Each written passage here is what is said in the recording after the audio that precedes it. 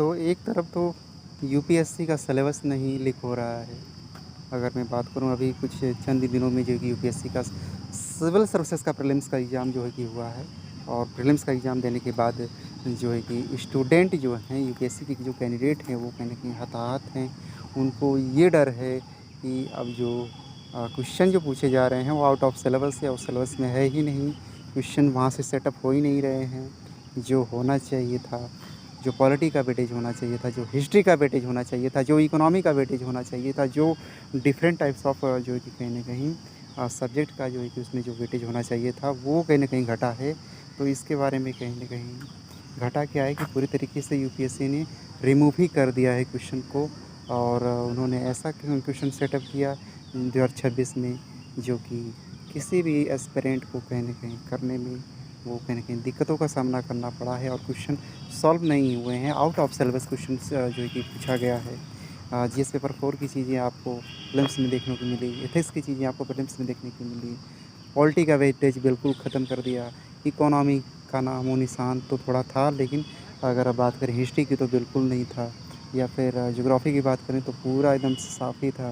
ये बिल्कुल नहीं आया था क्वेश्चन और एनवायरनमेंट की बात करें तो वहाँ से भी कहीं न कहीं क्वेश्चन को दबाने का प्रयास किया गया है।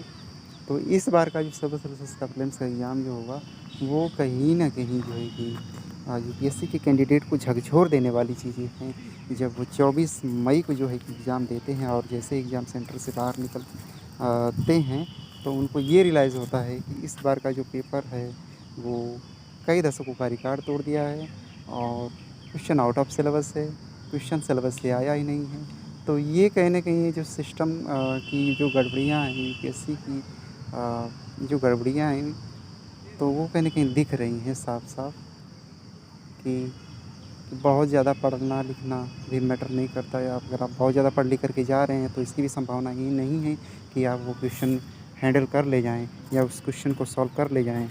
तो वो कहीं न कहीं जो है कि एक तरीके से तो वो कहीं न कहीं जो है कि एक तरीके से अब यूपीएससी पूरी तरीके से जो है कि कहीं न कहीं अपने ट्रेंड को बदल दिया है और पढ़ने वाले कैंडिडेट के हिसाब से वो कहीं न कहीं क्वेश्चन बिल्कुल भी नहीं पूछ रहा है।